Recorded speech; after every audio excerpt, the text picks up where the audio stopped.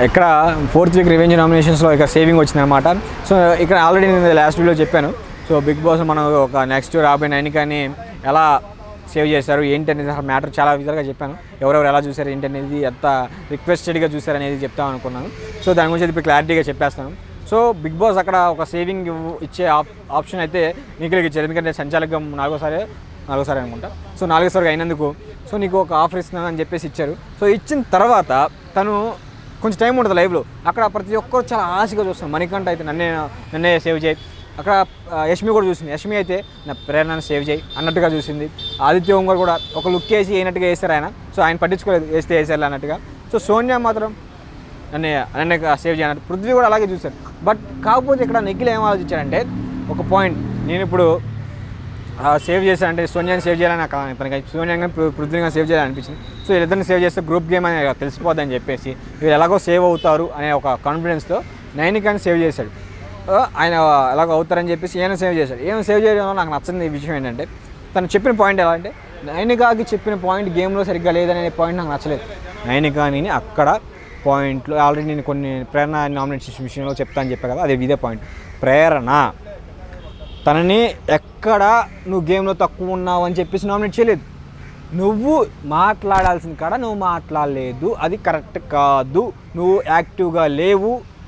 ఏదైతే చీఫ్ అయిన కాంచి ఇప్పటివరకు కూడా నువ్వు కొంతమంది మనుషులతోనే ఉంటున్నావు, మిగతా వాళ్ళతో కలవట్లేదు. ఈ పాయింట్స్ ఏదైతే ఉన్నాయో ఇవి కరెక్ట్గా తను మాట్లాడలేదు. తను సేవ్ చేయడానికి కూడా ఈ పాయింట్స్ వ్యాలిడ్గా చెప్పలేదు. సో ఇవి వ్యాలిడ్ పాయింట్స్, వ్యాలిడ్గా ఉన్నాయి, పర్ఫెక్ట్ పాయింట్స్.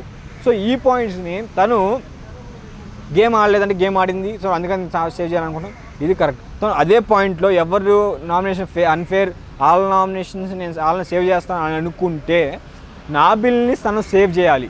నాబిల్కి unfair nominations. ఎందుకంటే ఆల్రెడీ గేమ్లో ఏమైతే జరిగింది ఆ గేమ్ అయితే ప్రభావతి గేమ్లో ఆల్రెడీ నాబిల్తో అన్నాడు నిఖిల్, అరే నువ్వు మంచిగా ఆడుతున్నావు భయ్, నువ్వు మంచిగా ఆడుతున్నావు. ఆ పృథ్వీ ఏదో నేను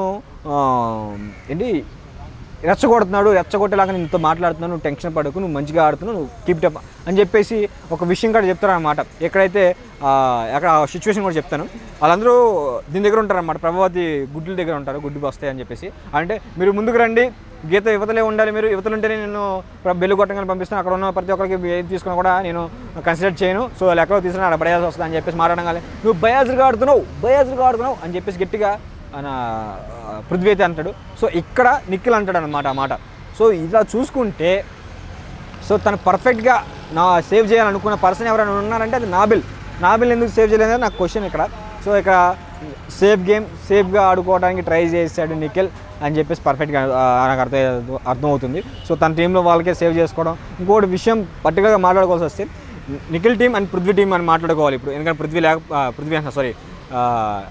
అభయ్ టీం అని మాట్లాడుకోవాలి. అబ్బాయిని లేకపోయినా సరే వాళ్ళ టీంలో నా చీఫ్ లేదు కాబట్టి ఈ టీం, ఈ రెండు టీములు ఇప్పుడు ఈ టీంలో ఉన్న వాళ్ళని ఈ టీంలో నామినేట్ చేశారు. కానీ ఈ టీంలో ఉన్న వాళ్ళు ఈ టీంలో చాలా తక్కువ నామినేట్ చేశారన్నమాట.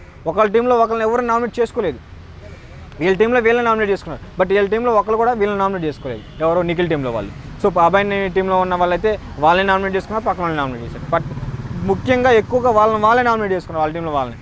సో గ్రూప్ గేమ్ ఆడటం కూడా చేత కానీ పిల్లలు సార్ వాళ్ళు అని అన్నట్టు అనిపించింది నాకు. అది పిల్లలు సార్ వాళ్ళు గ్రూప్ గేమ్ ఆడటం కూడా తెలియదు. వీళ్ళు ఎవరైనా అనిపిస్తే మీకు కూడా అలా అనిపిస్తే కామెంట్ చేయండి కింద. సో ఇక్కడ గ్రూప్ గేమ్ ఆడటం కూడా తెలియని అమాయకులు అనేట్టుగా అనిపించింది. వాళ్ళు ఏమైనా నామినేట్ చేస్తుంటే బాగుండు అనేది నాకైతే నాకు అనిపించింది అన్నమాట.